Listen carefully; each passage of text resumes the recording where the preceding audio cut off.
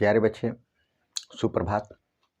और अब आगे की कड़ी में हम फिर उस क्वेश्चन को चला रहे हैं। बहुत कुछ बच्चे इस पर डिस्कस कर रहे हैं, सर 60 वीडियो बनाइए, 60 वीडियो में सिलेबस को ख़त्म नहीं किया जा सकता है, उसमें कुछ समझाना भी पड़ रहा है। तो आइए हम फिर बिना समय को गंवाए हम कुछ बातों पर चलते हैं। एक मार्ग देखिएगा, एक मार्ग और ISI और ISO, ये 3 तरह के होते हैं।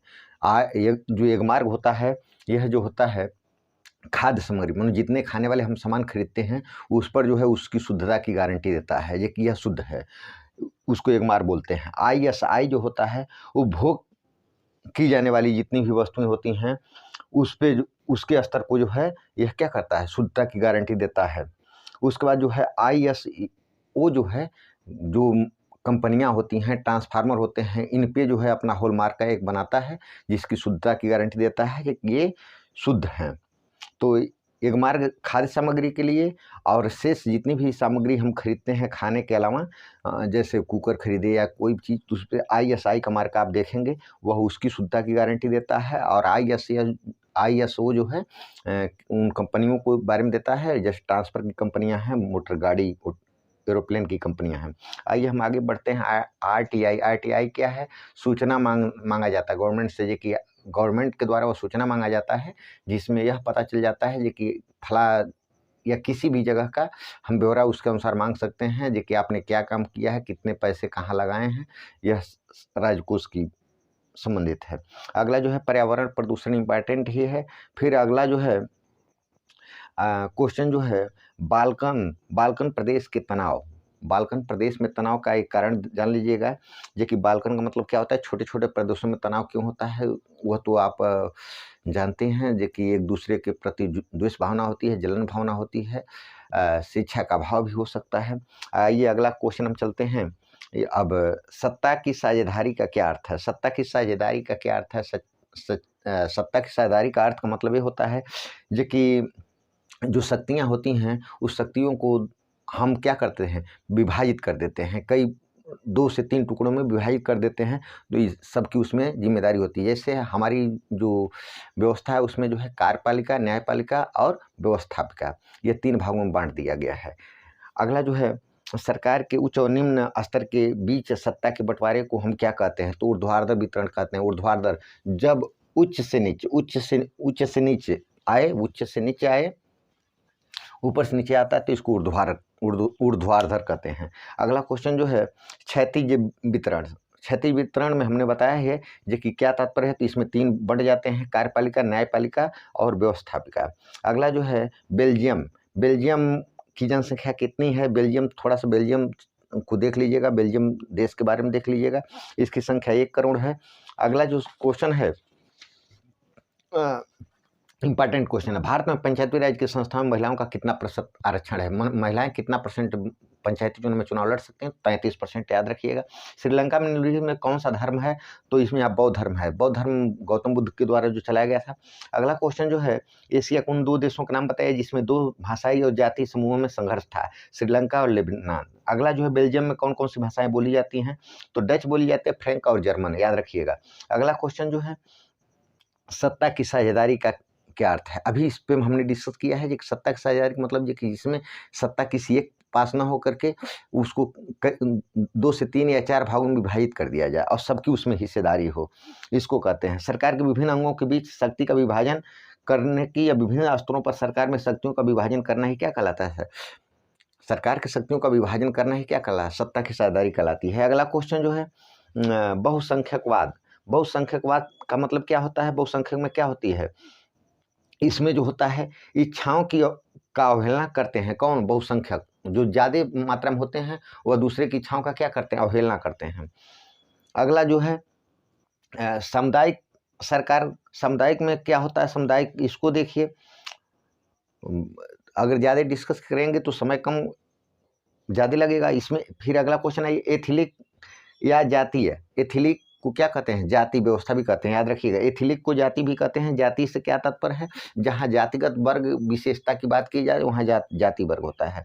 गृह युद्ध का मतलब क्या होता है, जिस देश में सरकार विरोधी समूह हिंसक लड़ाई ऐसा रूप ले ले कि युद्ध सा लगने लगे, तो वहाँ सोचिएगा क्या है, गृह युद्ध है। भारत के 2 पड़ोसी देश के नाम तो याद रखिएगा, पाकिस्तान है, चीन है, म्यांमार है और अफगानिस्तान है। अगला क्वेश्चन जो है, सत्ता की साझेदारी विशेष रूप से देखिएगा, ये इंपॉर्टेंट है। फिर अगला क्वेश्चन है प्रत्यक्ष और अप्रत्यक्ष लोकतंत्र। लोकतंत्र में भी इन दोनों में अंतर देख लीजिएगा। फिर अगला क्वेश्चन जो है, भारतीय संविधान की 3 सूचियों में वर्णित को जो है, तो इसको संविधान को 3 सूचियों में बांटा गया है, संघ सूची, राज्य सूची और समवर्ती सूची। यह 3 भाग में इसको बांटा गया है। फिर अगला क्वेश्चन जो है, शासन के विभिन्न अंगों के बीच सत्ता का विभाजन किस प्रकार होता है, इसको क्वेश्चन को देख लीजिएगा। फिर बहुसंख्यकवाद को स्पष्ट कीजिए। मैं बार बार कह रहा हूँ, बहुसंख्यकवाद मतलब ये कि जहाँ पे जिनकी संख्या ज़्यादा होती है वो अपना वर्चस्व वहाँ पर दिखाने का प्रयास करते हैं, अपना रुतबा दिखाने का प्रयास करते हैं। इस क्वेश्चन को देख लीजिएगा। अगला क्वेश्चन जो है, आधुनिक लोकतंत्र व्यवस्था में सत्ता की साझेदारी, यहाँ भी वही उस सत्ता की बात आ रही है। ये अगला क्वेश्चन। फिर जो है कह रहा है जी निम्नलिखित में से कौन सा शासन का अंग नहीं है, तो शासन का अंग न्यायपालिका नहीं होती है, शासन का अंग नहीं होती, वो भी स्वतंत्र है। कार्यपालिका, व्यवस्थापिका, न्यायपालिका स्वतंत्र होती है। मीडिया भी अपनी जो होती है स्वतंत्र होती है। अगला क्वेश्चन जो है, संविधान में स्पष्ट रूप से केंद्र और राज्य सरकारों के बीच विधायी अधिकारों को कितने हिस्से में बांटा गया है, तो याद रखिएगा 3, वो कार्यपालिका, व्यवस्थापिका और न्यायपालिका। अगला क्वेश्चन जो है, कह रहा है ग्राम पंचायत के पंच के अध्यक्ष को क्या कहा जाता है, सरपंच कहा जाता है। एकात्मक शासन व्यवस्था किसे कहते हैं, एकात्मक शासन व्यवस्था मतलब एक ही स्तर की जहाँ पर व्यवस्था की जाती है उसको एकात्मक शासन व्यवस्था कहते हैं। अगला जो है, नगर निगम प्रमुख कौन होता है, तो मेयर होता है। भारत में वास्तविक विकेंद्रीकरण की दिशा में सबसे बड़ा कदम उठाया गया 1992 में। 1992 में एक कदम उठाया गया, किसका, विकेंद्रीकरण का। अगला क्वेश्चन जो है, कौन सा राज्य संघीय राज्य नहीं है, तो जम्मू और कश्मीर संघीय राज्य नहीं है। अगला क्वेश्चन जो है, कह रहा है कि भारत में कितने % लोग मातृभाषा हिंदी है, तो 40% लोगों का। अगला जो है क्वेश्चन है, जब केंद्र और राज्य सरकार से शक्तियां लेकर स्थानीय सरकारों को दी जाती है तो इसे क्या कहा जाता है, तो सत्ता का विकेंद्रीकरण कहलाता है, विकेंद्रीकरण। अगला क्वेश्चन जो है, भारत में कितने संघीय राज्य हैं, तो 28 हैं। संविधान के 8वीं अनुसूची में मान्यता जो दी गई है उसमें कितनी भाषाएं की मान्यता दी गई है, अनुसूची में जो मान्यता दी गई है उसमें 22। भारत में कितनी लगभग भाषाएं बोली जाती हैं, 500 से अधिक। अगला क्वेश्चन है, वर्तमान समय में भारतीय संघ में कितने केंद्र शासित प्रदेश हैं, तो 8, याद रखिएगा। केंद्र शासित कितने हैं, 8। अगला जो है क्वेश्चन जो है, मेयर कौन होता है, मैंने बताया नगर निगम की जो देखरेख करते हैं उन्हें मेयर कहते हैं। अगला जो है, सरपंच कौन होता है, तो नगर पंचायत के अध्यक्ष को सरपंच कहा जाता है। अगला क्वेश्चन, भारत की वर्तमान पंचायती राज व्यवस्था किस संवैधानिक संशोधन पर आधारित है, तो 73वें संशोधन पर आधारित है पंचायती व्यवस्था। अगला क्वेश्चन जो है, भारत में विकेंद्रीकरण विधिवत रूप से देख लीजिएगा, इंपॉर्टेंट है। विकेंद्रीकरण का मतलब समझना बहुत नेसेसरी है। अगला क्वेश्चन है, समवर्ती सूची क्या है, समवर्ती सूची को देख लीजिएगा, जिसमें क्या होता है, जिस पर कानून बनाने का अधिकार राज्य और केंद्र सरकार दोनों का होता है उसको समवर्ती सूची कहते हैं। अगला क्वेश्चन जो है, भारत में कौन सी भाषा को राजभाषा का दर्जा दिया गया है, तो राजभाषा देखिएगा, राजभाषा में हिंदी का, लेकिन मातृभाषा हमारे देश की जो है कोई नहीं है, याद रखिएगा। मातृभाषा हमारे देश की कुछ नहीं है, राष्ट्रभाषा नहीं है, राज्य भाषा जो है क्या है, हिंदी है। अगला, संविधान का रखवाला किसे कहा जाता है, तो उच्चतम न्यायालय को कहा जाता है। भारत में अंग्रेजी कितने लोगों द्वारा बोली जाती है, तो 0.2% के द्वारा बोली जाती है। संविधान की किस अनुसूची में अधिसूचित भाषाओं को रखा गया है, तो 8वीं अनुसूची में रखा गया है। अगला क्वेश्चन जो है, फिर भारत में भाषा के आधार पर राज्यों का निर्माण क्यों किया जाता है, क्योंकि यहाँ व्यापक विविधता पाई जाती है। हमारे देश में अनेक लोग हैं, अनेक धर्म के लोग हैं, इसलिए यहाँ पर जो है भाषा के आधार पर राज्यों का क्या किया जाता है, निर्माण किया जाता है। अगला क्वेश्चन जो है, इसको देख लीजिएगा, 2 नंबर में आएगा, थोड़ा इसको बढ़ाकर देखिएगा। संघात्मक व्यवस्था में न्यायपालिका की क्या भूमिका होती है, इसको देख लीजिएगा। और वेरी इंपॉर्टेंट क्वेश्चन में, संघात्मक शासन प्रणाली की महत्वपूर्ण विशेषताएं बताइए, या संघीय व्यवस्था क्या है। संघीय व्यवस्था क्या है, इसको देखिएगा, बड़े में है, जिसमें दोहरी नागरिकता होना, दोहरे उद्देश्य प्राप्त होना, सरकार का एक अधिक स्तर होना, सरकार का अधिक क्षेत्र होना, बहुत कम समय में हम चाहते हैं वीडियो को समाप्त करना, इसलिए हमें फास्ट चलना पड़ रहा है। अगला क्वेश्चन जो है, भारत में पंचायती राज व्यवस्था का विवेचन कीजिए। पंचायती राज आपकी ग्राम सभा में होता है, उसका विवेचन आपको करना है, उसमें क्या क्या होता है। अगला जो पंचायती राज महत्व को स्पष्ट, पंचायती राज को देखिएगा विधिवत। पंचायती राज के बाद जो है अगला जो है क्वेश्चन जो है, ग्राम पंचायत के कार्यों, ग्राम पंचायत क्या क्या काम करती है इसको जानते हैं। एक प्रधान कौन कौन सा काम करता है उसको लिखना है। अगला जो है विकेंद्रीकरण क्या है और इसके संविधान में क्या व्यवस्था की गई है। तो जब केंद्र और राज्य सरकार की शक्तियां लेकर के स्थानीय सरकारों को क्या की जाती है, दी जाती है, तो इसे क्या कहते हैं, इससे सत्ता का विकेंद्रीकरण कहते हैं। जब केंद्र और राज्य सरकार की शक्तियां क्या करती है, दोनों मिल करके किसको दी जाती है, स्थानीय जो होती हैं सरकार उसको दी जाती है, तो इसको क्या कहते हैं, सत्ता का विकेंद्रीकरण कहते हैं। इसको क्वेश्चन को देख लीजिएगा, लॉन्ग क्वेश्चन में है।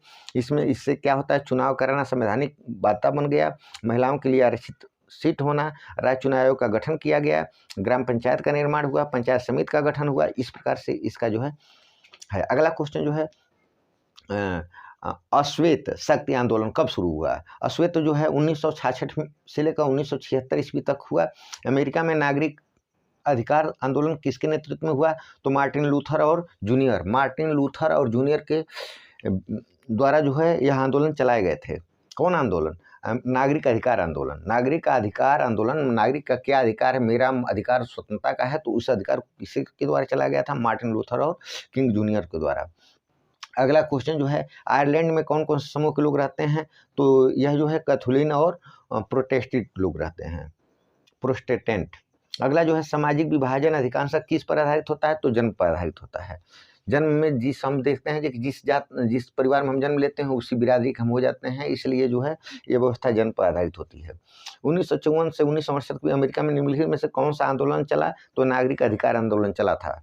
अभी इसके पहले मैंने चर्चा की है। भारत में कितनी भाषाएं बोली हैं, 500 से अधिक मैं बताया है। अभी अब कितनी भाषाएं उसमें अनुसूची में शामिल हैं, तो 22। कितने प्रतिशत गरीबी रेखा के नीचे हैं लोग, तो 26% लोग यहाँ गरीबी के नीचे हैं।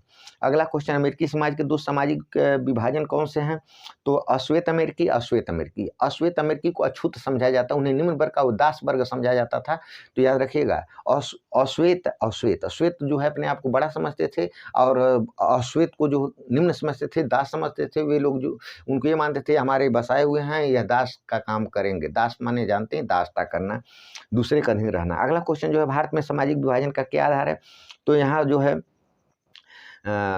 सांस्कृतिक विभिन्नता है। अगला क्वेश्चन जो है, अश्वेत शक्ति आंदोलन क्या, अश्वेत शक्ति, अश्वेत में कहा है छुआछूत का जो आंदोलन है उसी को क्या कहते हैं, अश्वेत शक्ति आंदोलन कहते हैं। जो अगला क्वेश्चन जो है, एफ्रो अमेरिकी से क्या तत्व है, एफ्रो देख लीजिएगा। एफ्रो ये भी इंपॉर्टेंट है, इसमें गुलाम बना कर लाया गया था, तो गुलामी वाली बात जो कही गई थी उसी को क्या कहा जाता है, एफ्रो कहा जाता है। नस्ल भेद से क्या तात्पर्य है, किसी देश के समाज में नस्ल और आधार पर कुछ लोगों को नीचा या हीन समझा जाता है, उसको क्या कहते हैं, नस्ल भेद। जैसे हरिजन को लोग यहाँ पर नीच समझने का प्रयास करते हैं, तो यह क्या है, यह नस्ल भेद की एक विशेषता है। रंग भेद से क्या है, रंग और भेद के आधार पर कुछ लोग अलग मानते हैं, ये भी है। अमेरिका में नागरिक सुधार आंदोलन क्या था, नागरिक सुधार आंदोलन का मतलब जो कि यह कहा गया है कि सभी लोग एक समान हैं, इस पर जो आंदोलन चलाए गए थे अश्वेत वालों के बीच में, तो इसको कहा गया। अगला जो है, पीटर नॉर्मल कौन था, पीटर नॉर्मल ऑस्ट्रेलिया का धावक था। क्या था, वहाँ का धावक था, कहाँ का, ऑस्ट्रेलिया का। अगला क्वेश्चन जो है, अश्वेत नेता कौन था, तो मार्टिन लूथर और किंग जूनियर। अश्वेत नेता ये सब थे, ये छोटे बड़े वाली बात नहीं सोचते थे, दासता वाली बात नहीं सोचते हुए कहते थे सबका समान अधिकार है। अगला क्वेश्चन जो है इंपॉर्टेंट है, देखिएगा। अगर यह क्वेश्चन इंपॉर्टेंट है, लिखा है मार्टिन लूथर किंग जूनियर पर एक टिप्पणी लिखी, उस पर टिप्पणी लिखना है जो कि वह उसकी क्या की विशेषता था, तो अहिंसा का पुजारी था, अश्वेत लोगों को समान अधिकार प्राप्त करने के लिए आंदोलन चलाया, कानूनी अधिकार को दर्जा प्राप्त कराया। अगला क्वेश्चन जो है, सामाजिक विभाजन भी इंपॉर्टेंट है। सामाजिक विभाजन जरूर जानिएगा, समाज में विभाजन किस किस स्तर पर हुआ है यह आपको बताना नहीं है। जाति के आधार पर हुआ है, कुछ अमीरी गरीबी के अनुसार हुआ है, कुछ रूप रंग पे हुआ है, तो इसको देख लीजिएगा। अगला क्वेश्चन जो है, जाति पदानुक्रम से क्या तात्पर्य है, तो इसको देख लीजिएगा। फिर अगला क्वेश्चन जो है, भारत में लिंगानुपात कितना है? लिंगानुपात मानो 1000 पुरुषों के पीछे कितनी महिलाएं हैं? तो 900 जो है 43 महिलाएं हैं। 1000 पुरुषों पे 943 महिलाएं हैं। महिलाओं का रेशियो क्या है? कम है। अगला जो है, भारत के उस राज्य का नाम बताइए जहाँ पर लिंगानुपात सबसे अधिक है। तो केरल में है। केरल में मृत्यु दर, शिशु मृत्यु दर भी सबसे कम है। अगला क्वेश्चन जो है कह रहा है विवाह, तलाक, गोद लेना, उत्तराधिकारी जैसे परिवार में जुड़े मामलों में संबंधित कानून कहलाता है पारिवारिक कानून। याद रखिएगा, विवाह वाली बात हो, तलाक हो, गोद लेना हो, उत्तराधिकारी वाली बात हो, तो यह क्या है? पारिवारिक कानून में आता है। धर्मनिरपेक्ष, इसको भी देख लीजिएगा, इंपॉर्टेंट है। धर्मनिरपेक्ष का मतलब होता है कि किसी धर्म को प्रधानता न देना, यानी सब धर्मों को समान रूप से देखना, इसको कहते हैं। यह जो है 1992 से लागू हुआ है। भारत में लिंगानुपात हमने बता ही दिया। और किसका लिंगानुपात नीचे गिर गया है? नीचे सबसे कितना होता है? तो 800 होता है। 800 सबसे लोएस्ट जो भारत का है लिंगानुपात, वो 800 है। अगला जो है कह रहा है कि ऐसी पढ़ाई जो पुरुषों को अधिक महत्व देती है, उसे क्या कहते हैं? पितृ प्रधान परिवार कहते हैं। याद रखिएगा, जिसमें पुरुषों को महानता बताई जाती है, स्त्रियों को या लड़कियों को हीन तौर पे देखा जाता है, उनको कम तवज्जो दिया जाता है, वहाँ जो होता है कौन सा होता है? पितृ प्रधान होता है। अगला जो है, धर्मनिरपेक्ष राज्य किसे कहते हैं? तो हमने बताया है ये कि एक राज्य जो किसी धर्म विशेष पर आधारित नहीं होता है, जिसमें धर्म के आधार पर नागरिकों के बीच में किसी प्रकार का भेदभाव नहीं किया जाता है, उसको क्या कहते हैं? धर्मनिरपेक्ष राज्य कहते हैं। अगला जो है, पारिवारिक कानून से आप क्या समझते हैं? पारिवारिक कानून का मतलब मैंने आगे ही बताया, एक विवाह जो होता है, उसके बाद जो है तलाक, गोद लेना, उत्तराधिकारी, ये जितने भी होते हैं पारिवारिक कानून के अंतर्गत आते हैं। अगला जो है, किन्हीं दो समाज सुधारक, ज्योतिबा फुले और राधा स्वामी वायकर। अगला जो है, पितृतंत्रात्मक। पितृतंत्रात्मक माने पिता को जहाँ तवज्जो दी जाती हो, यानी पुरुषों को तवज्जो दी जाती है, वहाँ पर क्या होता है? पितृतंत्रात्मक। सांप्रदायिक लोकतंत्र के लिए घातक है। संप्रदाय बना करके, जो हम हिंदू हैं, हम मुस्लिम हैं, हम सिख हैं, ईसाई हैं, ये अपने अपने संप्रदाय के अनुसार जो अपने आप बीच में गलत भावनाएं रखते हैं, एक दूसरे को हीन समझने का प्रयास करते हैं, एक दूसरे से द्वेष करते हैं, इसको क्या कहते हैं? सांप्रदायिक दायिकता कहते हैं। ये लोकतंत्र के लिए घातक ही होता है, इसको देख लीजिएगा। अगला जो है, केरल में अन्य राज्यों का तुलना में शिशु मृत्यु दर कम है? ये तो हमने बताया ही है, क्योंकि यहाँ पर लोग शिक्षित हैं।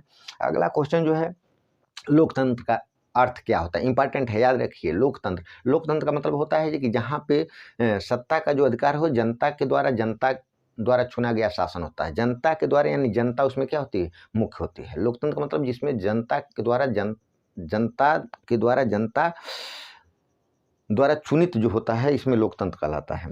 लोकतंत्र का शासन प्रणाली, सत्ता जनता के हाथ में होती है, और इसमें क्या होता है? जनता का अर्थ होता है सत्ता। इस प्रकार लोकतंत्र का वह शासन प्रणाली जिसमें शासन करने की शक्ति क्या होती है? किसके पास होती है? जनता। जिसमें शासन करने की प्रणाली किसके पास होती है? जनता के पास होती है, उसको क्या कहते हैं? लोकतंत्र प्रणाली कहते हैं। अगला जो है क्वेश्चन है, सांप्रदायिकता पर निबंध आ सकता है, इसको देख लीजिएगा। जातिवाद भी इसमें खतरनाक रूप एक धारण कर रहा है, तो यह भी चुनाव की राजनीति में किस तरह से प्रभावित कर रहा है, इसको देख लीजिएगा, ये भी इंपॉर्टेंट है।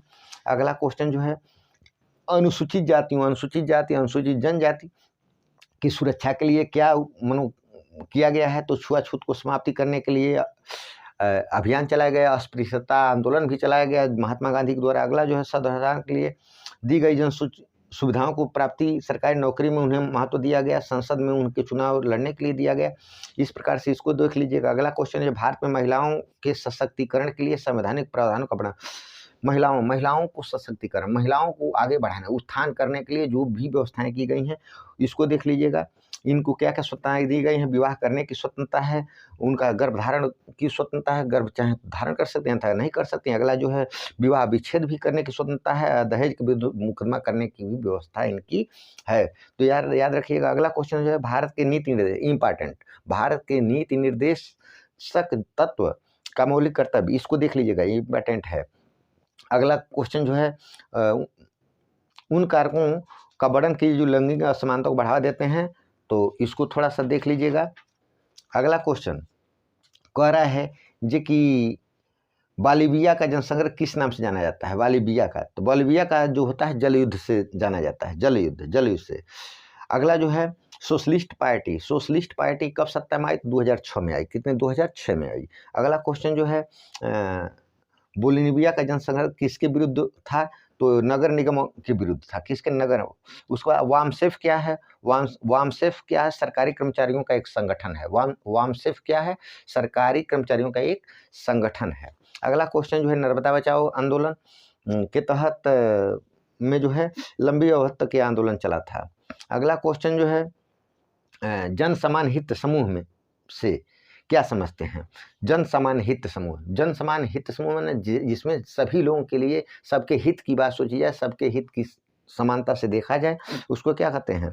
सबके लिए जो व्यवस्थाएं होती हैं उसको जन समान कहते हैं। वर्ग विशेष मतलब कि जिसमें वर्ग विशेष, एक वर्ग विशेष को तवज्जो दी जाए, उसको बहुत ऊंचा माना जाए और सबको कोई भी व्यवस्था न दी जाए, उसको कहते हैं वर्ग विशेष। हित समूह किसे कहते हैं? एक ही आर्थिक हितों वाले लोगों को संगठन बनाते हैं और वे उसे हित समूह कहते हैं। अगला क्वेश्चन जो है फेडेकोर क्या है? इसको देख लीजिएगा, इंपॉर्टेंट है। आंदोलन की विशेषताएं क्या होती हैं ये देख लीजिएगा। माओवादी से आप क्या समझते हैं? देखिए, चीनी क्रांति के नेता माओ की विचारधारा को मानने वाली साम्यवादी को हम क्या कहते हैं? माओवादी विचारधारा कहते हैं। इनका मकसद क्या था? इनका मकसद था सरकार को उखाड़ फेंकना था। अगला क्वेश्चन जो है नेपोलियन के बारे में थोड़ा देख लीजिएगा। अगला क्वेश्चन दबाव समूह क्या है? देखिएगा, ये भी इंपॉर्टेंट क्वेश्चन लग रहा है। दबाव समूह क्या है? यह दबाव समूह का मतलब ये होता है कि जैसे सरकार किसी की हो, उसके विपक्ष में जो अपने बातों को मनवाने का गलत रास्ते पर अगर गवर्नमेंट कोई काम कर रही है, उसको समझाने का, उस पर दबाव डालकर उसे रोकने का जो काम करते हैं, उसे हम क्या कहते हैं? दबाव समूह कहलाता है। अगला क्वेश्चन जो है दबाव समूह के प्रमुख कार्यों का वर्णन यह देख लीजिएगा। अगला क्वेश्चन जो है फिर दबाव समूह राजनीतिक दल में क्या अंतर है, इसको भी देख लीजिएगा। अगला क्वेश्चन किस मामले में लोकतांत्रिक व्यवस्था किसी भी अन्य शासन प्रणाली से काफ़ी आगे है? तो यह जो है व्यक्ति की गरिमा और आज़ादी में जो है विशेष योगदान देती है। लोकतंत्र की सबसे अच्छी सरकार क्यों माना जाता है? क्योंकि यह जो होती है लोगों की सरकार होती है, लोगों की सरकार होती है, सभी लोगों की सरकार होती है, इसलिए ये जो है इसको। अगला जो है नागरिक अधिकार आंदोलन किस अश्वेत देखिए, अश्वेत जहाँ भी आ जाए यहाँ समझिएगा कि इन्हें क्या दास समझा जाता है। अगुवाई में चला गया तो विंस्टन चर्चिल के द्वारा। अगला जो है अश्वेत आंदोलन कितने वर्षों तक चला? तो 10 वर्ष तक चला। विश्व का सबसे बड़ा लोकतांत्रिक देश कौन है? तो भारत है। भारत सबसे लोकतांत्रिक देश है, याद रखिएगा, सबसे बड़ा। अगला जो है लोकतंत्र क्या है? लोकतंत्र के बारे में हमने बताया जी कि एक ऐसी शासन व्यवस्था है जिसमें जनता अपने प्रतिनिधित्व का चुनाव करती है, वे प्रतिनिधि जनता के हितों का ध्यान रखते हैं, उसी को क्या कहते हैं? लोकतंत्र कहते हैं। भारतीय लोकतंत्र की दो विशेषता, यहाँ समानता है, दूसरा जो है नागरिकों को सामाजिक, राजनीतिक, आर्थिक स्वतंत्रता प्राप्त होती है। तो इसको देख लीजिएगा। अगला जो है लोकतांत्रिक शासन व्यवस्था में आर्थिक असमानता। आर्थिक का मतलब ये होता है कि धन दौलत पूंजी से जो भी हम एक समान नहीं रहते, उसको आर्थिक असमानता कहते हैं। तो इसको देख लीजिएगा। अगला जो है लोकतंत्र का अर्थ बार बार आ रहा है, लोकतंत्र को विधिवत देखिएगा, एकदम इसमें कोई समझौता मत कीजिएगा, लोकतंत्र से क्वेश्चन उठाएगा ही उठाएगा। अगला क्वेश्चन लोकतंत्र के प्रमुख गुण। अगला क्वेश्चन जो है कह रहा है लोकतंत्र किस प्रकार सामाजिक विभिन्नताओं के साथ सामंजस्य करता है? लोकतंत्र किस तरह से सामंजस्य करता है? तो इसका जो धर्म में एकता रखता है, भाषा की एकता रखता है, संस्कृति एकता रखता है, सूचना का अधिकार फिर आ जाएगा। फिर अगला जो है सूचना का अधिकार में जो ITR के बारे में हमने पहले ही चर्चा कर दिया है। अगला क्वेश्चन जो है लोकतंत्र में लोकतंत्र जनता का जनता द्वारा जनता के लिए शासन है। लोकतंत्र देखिए वही बात यहाँ भी कह रहा है, लोकतंत्र जनता का जनता के द्वारा जनता का क्या है? शासन है। चूंकि सभी शक्तियाँ किसके निहित होती हैं? जनता के अंदर निहित होती हैं। इसका जो था यह किसका कथन था? अब्राहम लिंकन का कथन था, याद रखिएगा। अगला क्वेश्चन क्षेत्रवाद। क्षेत्रवाद माने क्षेत्र के लोग अपने क्षेत्र की विशेषता समझें, अपने आप को बीच समझें, यह क्षेत्रवाद कहलाता है। धर्मनिरपेक्ष, जहाँ सभी धर्म को एक समान समझा जाता है। लोकतांत्रिक व्यवस्था का मतलब जान ही रहे हैं, जहाँ पे ऐसी व्यवस्था जिसमें केंद्र में लोग हों, जिसके केंद्र में लोग हों, अर्थात लोगों के द्वारा बनाई गई सरकार को लोकतांत्रिक कहते हैं। निरक्षरता का क्या मतलब है? निरक्षरता का मतलब ये कि अक्षरों का ज्ञान न होना, पढ़े लिखे लोग का न होना। सांप्रदायिकता का मतलब जान ही रहे हैं, जो सांप्रदाय का था किसी विशेष धर्म के विचारों का प्रचार करना। अगला क्वेश्चन जो है इसमें इंपॉर्टेंट देखिएगा, इस पर सांप्रदायिकता पर एक निबंध आएगा, इसलिए सांप्रदायिकता को भी एक देख लीजिएगा एक नज़र में जरूर।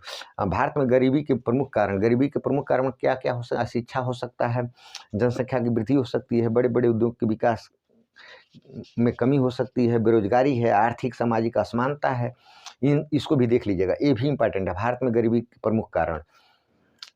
अगला जो है क्षेत्रवाद को बढ़ावा क्यों मिलेगा, मान लीजिए कि इसको भी थोड़ा सा देखते चलिएगा। आगे क्वेश्चन जो है मानव विकास सूचकांक, इसको HDI भी कहते हैं, मानव विकास सूचकांक जो है कह रहा है कि किस देश का सबसे बढ़िया है, तो म्यांमार का सबसे बढ़िया है। अगला क्वेश्चन जो है कह रहा है कि शिशु मृत्यु दर निम्नतर कहाँ की है, तो केरल का हमने बताया ही, केरल क्योंकि वह शिक्षित हैं। अगला जो है कह रहा है कि मानव विकास रिपोर्ट कौन तैयार करता है, मानव विकास सूचकांक को UNDP तैयार करती है। अगला क्वेश्चन जो है कह रहा है कि ताउथ देख लीजिएगा, ताउथ क्या है, ताउथ को अधिक आय बोला जाता है। अगला जो है प्रति व्यक्ति आय किसे कहते हैं, औसत आय को ही प्रति व्यक्ति आय कहते हैं। अगला क्वेश्चन जो है राष्ट्रीय आय में जनसंख्या से भाग देकर जो प्राप्त किया जाता है उसको हम क्या बोलते हैं, प्रति व्यक्ति आय कहते हैं। मनो यह मान लीजिए एक संपूर्ण देश में सभी लोग जितनी भी पूंजी कमाते हैं और सब पूंजी को एक पास इकट्ठा कर दिया जाए और उसके बाद एक व्यक्ति कितना उस और जितनी संख्या होती है उसमें से पूरे संख्या से उसमें भाग दिया जाता है तो पता चल जाता है कि एक व्यक्ति की आय कितनी है। अगला क्वेश्चन जो है कह रहा है कि प्रति व्यक्ति आय सबसे ज़्यादा कहाँ का है, तो हरियाणा का है। अगला क्वेश्चन जो है कह रहा है कि निर्धनता सबसे अधिक कहाँ पर है, तो बिहार और उड़ीसा में है। अगला क्वेश्चन जो है कह रहा है कि निवल उपस्थिति अनुपात से क्या तात्पर्य है, निवल उपस्थिति अनुपात देख लीजिएगा। मानव विकास सूचकांक हो ही गया। शिशु मृत्यु दर का क्या तात्पर्य है, 1000 जीवित बच्चों पर जितने भी मरने वाले बच्चों की संख्या होती है एक वर्ष में, तो उसको क्या कहते हैं, शिशु मृत्यु दर कहते हैं। अगला क्वेश्चन जो है धारणीय विकास, ये भी इंपॉर्टेंट है। प्रति व्यक्ति आय, ये भी इंपॉर्टेंट है। अगला क्वेश्चन बहुराष्ट्रीय आय, ये भी इंपॉर्टेंट है। अगला क्वेश्चन भारत में महिला सशक्तिकरण के मुख्य बिंदु क्या है, तो विकास है। महिला आगे क्यों बढ़ रही हैं, इसलिए कि हमारे देश का विकास हो रहा है। अगर विकास नहीं होता तो महिलाएं आगे नहीं बढ़ती। विकास होगा, शिक्षित आदमी होगा, तो यह इसका है। अगला क्वेश्चन जो है कह रहा है मौद्रिक राष्ट्रीय आय। मौद्रिक राष्ट्रीय आय को देख लीजिएगा। पर्यावरण के अवक्षय के कारण पर्यावरण को नुकसान होने के क्या कारण है, इस क्वेश्चन को भी देख लीजिएगा, ये भी इंपॉर्टेंट है। मानव विकास सूचकांक हो ही गया। भारत के द्वारा ऊर्जा के कौन कौन से स्रोत हैं, ये भी देख लीजिएगा। प्राकृतिक गैस है, जल, विद्युत, कोयला, खनिज तेल, ऊर्जा के अन्य स्रोत।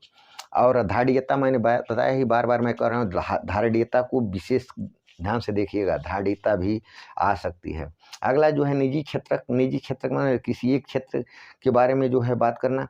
सार्वजनिक क्षेत्र में कौन नहीं है, तो किसको नहीं है। अगला क्वेश्चन जो है 2005 के अंतर उन सभी लोगों को जो काम करने में सक्षम हैं, उन्हें किस काम की जरूरत पड़ी, तो उनको कितने दिन काम सरकार द्वारा दिया गया, तो 100 दिन का, याद रखिएगा 100 दिन, जिसको मनरेगा या ग्रामीण रोजगार गारंटी योजना 2005 में चली थी। 2005 से चली थी। जो गांव में लोग काम करते हैं मजदूर के तौर पर, उन्हें 100 दिन का काम देना गवर्नमेंट का मुख्य मुद्दा है। अगला जो है क्वेश्चन कह रहा है विनिर्माण का किससे संबंध है, तो द्वितीय क्षेत्र से है। निजी क्षेत्र देख लीजिएगा। सकल घरेलू उत्पाद, निजी क्षेत्र, सकल घरेलू उत्पाद, संगठित क्षेत्र, तृतीय क्षेत्र, अद्वितीय क्षेत्र। जब ये इसको देख लीजिएगा। मौसमी बेरोजगारी, मौसम के अनुसार जो बेरोजगारी होती है, मान लीजिए किस मौसम में हमें काम मिला, फिर 2 महीने बाद मुझे काम नहीं मिला, तो इससे क्या कहते हैं, मौसमी बेरोजगारी कहते हैं। मौसम के अनुसार जो बेरोजगारी होती है, कुछ समय के लिए हम काम करते हैं और कुछ समय के बाद काम नहीं करते हैं। अगला इंपॉर्टेंट, इसको देखिएगा, प्रच्छन्न बेरोजगारी किसे कहते हैं, इसे छिपी हुई बेरोजगारी भी कहते हैं, तो इसको देख लीजिएगा। अगला जो है क्वेश्चन है अल्प रोजगार का अर्थ क्या है। अल्प रोजगार का मतलब ये होता है कि कम मात्रा में जो रोजगार मिलता है उसको हम कहते हैं अल्प रोजगार। अगला जो है अल्प बेरोजगारी क्या है, यह हो गया। सामर्थ्य से काम जो होता है कम मिलता है, उसी को कहते हैं। अगला क्वेश्चन जो है प्रच्छन्न बेरोजगारी, मैंने कहा इंपॉर्टेंट है, इसको देख लीजिएगा। फिर अगला क्वेश्चन कह रहा है जी कि अल्प बेरोजगारी के बारे में कह रहा है। अल्प बेरोजगारी के बारे में अब थोड़ा विधिवत बताइए। प्राथमिक, द्वितीय, तृतीय क्षेत्र के बारे में कह रहा है। अगला क्वेश्चन जो है देखिएगा, फिर मनरेगा वाले में, राष्ट्रीय ग्रामीण रोजगार गारंटी अधिनियम 2005 क्या है, तो 2005 जो है सरकार द्वारा चलाई गई योजना है, जिसमें 100 दिन तक एक श्रमिक को काम करने का किसी भी तरह से अनिवार्यता कर दिया गया है, इसको देख लीजिएगा। फिर अगला क्वेश्चन जो है कह रहा है कि मनरेगा 2005 के उद्देश्यों की व्याख्या कीजिए। वही फिर क्वेश्चन दोहरा रहा है, इसको मनरेगा यानी इंपॉर्टेंट है। संगठित क्षेत्र और असंगठित क्षेत्र भी थोड़ा देख लीजिएगा। वैश्वीकरण को मैं आगे ही बताया हूँ। विश्व व्यापार संगठन का मुख्यालय कहाँ है? तो जिनेवा में है। विश्व व्यापार संगठन जिनेवा। और फिर अगला क्वेश्चन जो है, विदेशी व्यापार किसके मध्य होता है? तो दो देशों के मध्य होता है। विश्व व्यापार संगठन की स्थापना कब हुई थी? तो 1995 में हुई थी, 1 जनवरी। अगला सर्वप्रथम विश्व व्यापार संगठन WTO किसके द्वारा शुरू किया गया था? तो विकसित देश के द्वारा। विकसित और विकासशील दो तरह के देश होते हैं। जो देश पूरी तरह से विकास कर चुके हैं उन्हें विकसित, है जो अभी विकास कर रहे हैं उन्हें विकासशील देश कहते हैं। अगला क्वेश्चन जो है, वैश्वीकरण का क्या तात्पर्य है? वैश्वीकरण हमने बताया था जो कि वैश्वीकरण वो एक ऐसी प्रक्रिया है जहाँ पे सभी देश के लोग एक ऐसे बाजार से जुड़ने का प्रयास करते हैं जिसमें सबके लिए समानता की व्यवस्था की जाए, उसको जो है वैश्विक एकीकरण कहते हैं, वैश्वीकरण। तो अधिक देखिए इसमें दिया है, अधिक विदेश व्यापार और अधिक विदेशी निवेश के कारण विभिन्न देशों के बाजारों एवं उत्पादों में एकीकरण हो रहा है। मानो सभी क्या कर रहे हैं? एकीकरण का काम कर रहे हैं, एक होने का काम कर रहे हैं। हम आपको ये सामान देंगे, आप वो सामान दीजिए, वो सामान देंगे, हम ये सामान देंगे। एकीकरण का जो काम हो रहा है इसी को वैश्वीकरण कहते हैं। अगला क्वेश्चन जो है, उदारीकरण से उदार नीति जान ही रहे हैं, ये किसी के प्रति सहानुभूति की भावनाएं दिखाना क्या है? उदारीकरण कहलाता है। यह जो होता है अनावश्यक व्यापार प्रतिबंधों को हटा करके व्यापारियों को अधिक से अधिक प्रतियोगी बनाता है, जिससे उनको क्या हो सके? लाभ हो सके। तो वैश्वीकरण देख लीजिएगा, वैश्वीकरण भी इम्पॉर्टेंट है। वैश्वीकरण एकदम बार बार इसको उठा रहा है, तो वैश्वीकरण को एकदम 100% देखने का प्रयास कीजिएगा। अगला क्वेश्चन जो है, कह रहा है भारतीय अर्थव्यवस्था पर वैश्वीकरण के सकारात्मक और नकारात्मक प्रभाव दीजिए। ये भी इम्पॉर्टेंट है। और वैश्वीकरण तो मैं बार बार कह रहा हूँ। अगला क्वेश्चन जो है, उपभोक्ता अधिकार में आ जाइए। उपभोक्ता अधिकार में क्या है? उपभोक्ता जागरूकता को परिभाषित कीजिए। उपभोक्ता जागरूक कैसे किया जाता है? फ्रॉडों से बचने के लिए, गलत सामान नहीं लेने के लिए, डुप्लीकेट सामान नहीं लेने के लिए। तो यह जो है उपभोक्ता को जागरूक करने की है। यह किसका जिम्मेदारी है? समाज की जिम्मेदारी होती है। अगला है उपभोक्ता संरक्षण से आप क्या? उपभोक्ता संरक्षण मानो उपभोक्ताओं के हित के लिए, उपभोक्ताओं को बचाने के लिए जो व्यवस्था की जाती है उसको उपभोक्ता संरक्षण कहते हैं। उपभोक्ता कौन होता है? जैसे हम कोई सामान को खरीदते हैं, खरीद के उपयोग करते हैं तो हम उपभोक्ता हैं। अगला क्वेश्चन जो है, उपभोक्ता कौन होता है? तो वह व्यक्ति किसी पदार्थ या बाजार को क्रय करता है, खरीदता है, उसका उपयोग करता है, उसको उपभोक्ता कहते हैं। कोपरा देखिएगा, वो कोपरा का एक और नाम है उपभोक्ता संरक्षण अधिनियम। उपभोक्ता संरक्षण अधिनियम कोपरा को कहते हैं। यह जो है 1986 को पारित किया गया था। मानकीकरण क्या है? मानकीकरण का मतलब ये होता है कि वही जो मानकीकरण एक मार्ग वो बताए हैं, वो जो होता है मानकीकरण है, उसकी शुद्धता की गारंटी देता है। उत्पादों की गुणवत्ता देखकर उसके लिए मानक निर्धारित करना मानकीकरण कहलाता है। उसके बाद अगला क्वेश्चन, विश्व उपभोक्ता अधिकार दिवस कब मनाया? 15 मार्च को मनाया जाता है। उपभोक्ता आंदोलन के जनक कौन है? तो राल्फ नाडार हैं। MRP का फुल फॉर्म जानते हैं? मैक्सिमम रिटेल प्राइस, अधिकतम खुदरा मूल्य। अगला क्वेश्चन जो है, कोपरा देखिएगा। कोपरा के बारे में मैंने बताया है। कोपरा को क्या कहते हैं? उपभोक्ता संरक्षण अधिनियम कहते हैं। इस पर टिप्पणी एक हो सकता है, टिप्पणी आएगा। उपभोक्ता इंटरनेशनल पे टिप्पणी है, इसको देख लीजिएगा। फिर अगला क्वेश्चन जो है, फिर इंपॉर्टेंट देखिएगा, मानकीकरण क्या है? मानकीकरण वही जो एक मार्ग वाली बात मैंने कहा है। मानकीकरण क्या है? तो एक एजेंसियां हैं, सब वो 3 प्रकार की एजेंसियां हैं, उसके बारे में हमने पहले ही चर्चा कर दिया। उपभोक्ता शोषण